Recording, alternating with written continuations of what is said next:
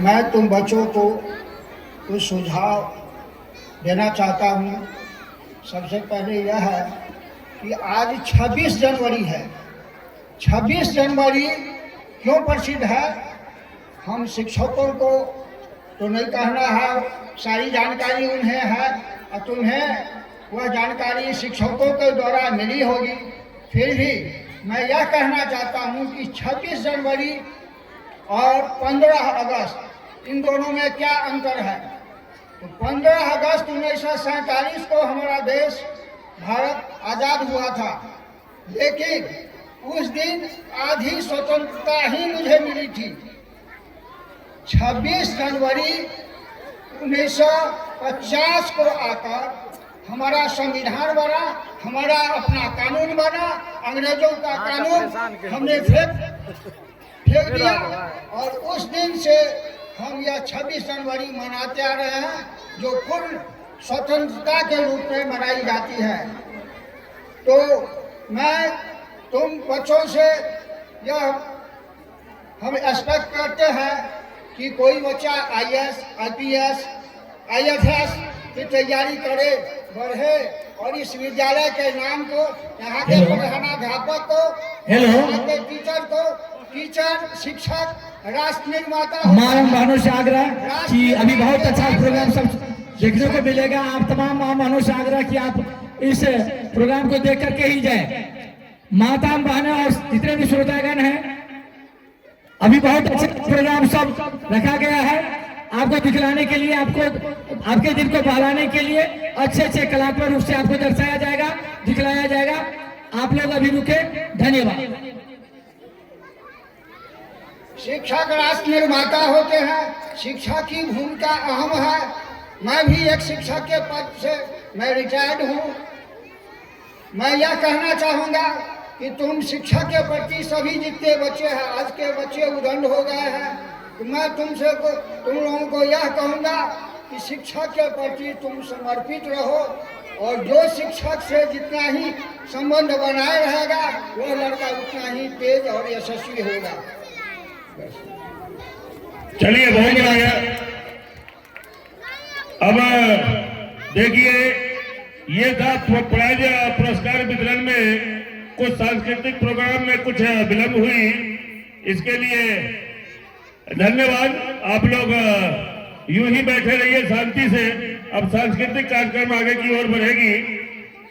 Programme समाप्त नहीं हुई है, प्रोग्राम अब स्टार्ट हुई। चलिए, थैंक्स। हेलो, शादी भाव से मैं आग्रह करना चाहूंगा कि दो शब्द अपने मुखारबिन से आलादित करें।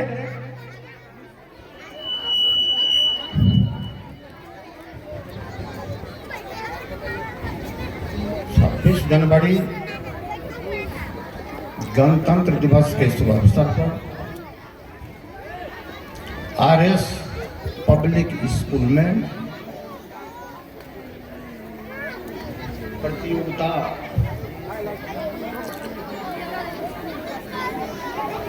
की आयोजन की गई है।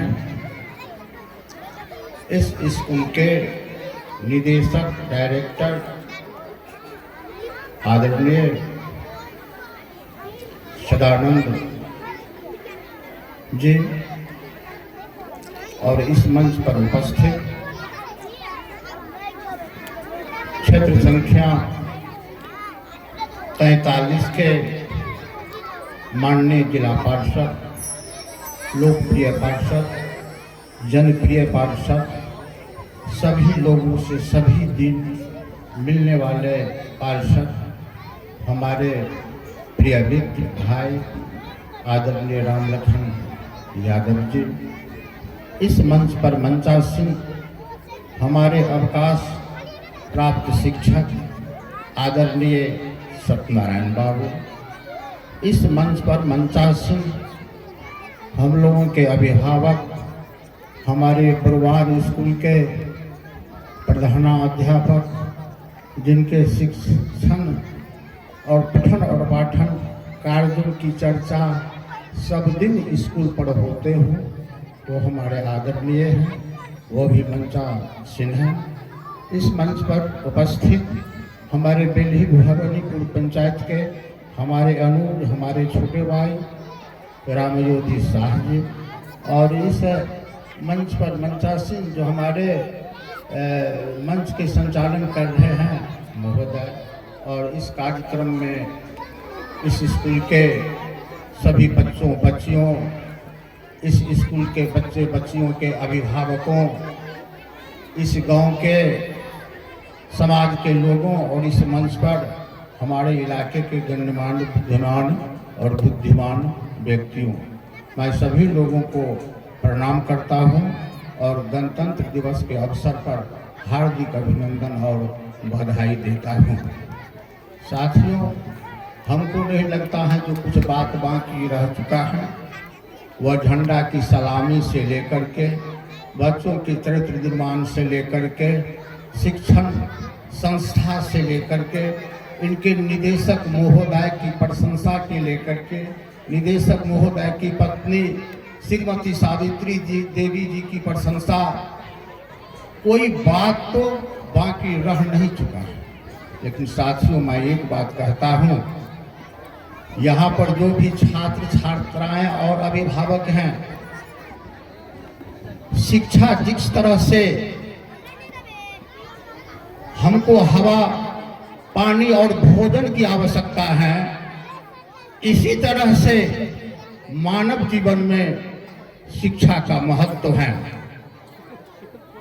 जो शिक्षित नहीं हैं, जो शिक्षा ग्रहण नहीं कर सकते हैं, वह पशु के समान है। साथियों, इसलिए मैं कहना चाहूंगा, सभी अभिभावकों से मैं आग्रह करना चाहूंगा, जो अपने बच्चों को कम से कम स्कूल भेजें, एक समय भोजन करें, लेकिन अपने बच्चे को लिखने पढ़ने के लिए स्कूल भेजें। जब तक बच्चा नहीं पढ़ेंगे तब तक समाज आगे नहीं बढ़ेंगे, परिवार आगे नहीं बढ़ेंगे, देश आगे नहीं बढ़ेंगे। इसलिए शिक्षा सबसे महत्वपूर्ण चीज है। आज शिक्षा नहीं होते तो मैं माइक से नहीं बोलता, माइक नहीं बनता। मैं शिक्षित नहीं होते तो मैं आप लोगों के सामने नहीं मैं बोलता। शिक्षा से ही सारी चीजों का निर्माण हुआ है। या तो लोगों का चरित्र निर्माण हो, या देश का टेक्नोलॉजी निर्माण हो, या देश का आर्थिक व्यवस्था का निर्माण हो, वह शिक्षा से ही हुआ है और शिक्षा से ही होगा। इसलिए मैं कहना चाहूंगा, आप लोग निश्चित रूप से तन से और मन से और धन से शिक्षा को अर्जित करें। हम 9 बजे से ही स्कूल में हैं। हमने झंडा तोलन में निदेशक महोदय के साथ थे। इसके बाद कुछ समय के लिए कुछ जगह हम चले गए, फिर समय पर आए। कुछ बच्ची जो है अपने गीत के द्वारा, अपने संगीत के द्वारा, जिनकी आवाज और इनका मैं जो गीत सुना हूं, तो मैं इन बच्ची को आशीर्वाद देना चाहता हूं, धन्यवाद देना चाहता हूं और कहना चाहता हूं, तुम निश्चित रूप से संगीत को अध्ययन करो और मैट्रिक के बाद तुम संगीत ही पढ़ो। संगीत ऐसा कला है जो शारदा सिन्हा का इस देश के लोग पद्मश्री से सम्मानित किया है। हम तुमको आशीर्वाद देते हैं। एक बच्चा जो भाषण किया है, मैं इनको भी आशीर्वाद देता हूं। इन्होंने इस भाषण में सारी बिंदुओं पर चर्चा की है, देश की व्यवस्था पर चर्चा की है, आर्थिक व्यवस्था पर की है, धार्मिक व्यवस्था पर की है और राजनीतिक व्यवस्था पर की है। इस बच्चा को मैं भी आशीर्वाद देता हूं और बच्चों को मैं, सभी प्रतियोगिता वाले बच्चों को मैं आशीर्वाद देता हूं जो वो तन मन धन से पढ़े। जो खिलाड़ी हैं वो खेले, वो तब खेले जब शिक्षित बने, वो तब खेले। इसलिए खिलाड़ी को डीएसपी बनाते हैं सरकार। इतना बड़ा पद पर यदि आप क्रिकेट के बहुत बड़े खिलाड़ी हैं तो उसको डीएसपी में डायरेक्ट सरकार जो है पदस्थापना करती है। अभी आप लोग समाचार पत्र में सुने होंगे। इसलिए खेलिए, ऐसी बात नहीं जो खेलिए तो पढ़िए मत, गाइए तो पढ़िए मत, ऐसी बात नहीं। पहले सबसे पहले पढ़िए, शिक्षित बनिए और काम कीजिए। और मैं आप लोगों को आशीर्वाद देता हूँ, धन्यवाद देना चाहता हूँ। इस स्कूल के महानिदेशक महोदय को धन्यवाद देना चाहता हूँ। उसी रूरल एरिया में, इतना बड़ा पिछड़ा हुआ एरिया में, वो इतना बड़ा शिक्षा को अलग जगाने का काम किया। तो हमारे गरीब तबका के लोग यहाँ पढ़ते हैं, कम पैसा में पढ़ते हैं, अच्छा व्यवस्था है। यहाँ के बच्चों में बहुत बड़ा प्रतिभा है। मेरा एक बेटा यहाँ पढ़ता है जिसका नाम है आयुष कुमार। आप लोग स्वयं जानते होंगे कि कितने बड़े प्रतिभा है, वो नहीं आ सके आज। तो हम सब लोगों को आशीर्वाद देते हैं, धन्यवाद देते हैं और अपनी बात को चंद शब्दों में समाप्त करता हूँ। जय हिंद, जय भारत। धन्यवाद सर। हर बिंदु को लेते हुए आप बच्चे को आह्लादित किए। मैं एक अच्छे भजन से आपको आह्लादित करता हूँ। एक भजन सुन करके ही जाए कम से कम सर। बहुत अच्छे वाणी से हमें आह्लादित किए। तो दुर्गानंद जी से आग्रह कि अच्छे गीत से हमारे महाशय जी को आह्लादित करें। और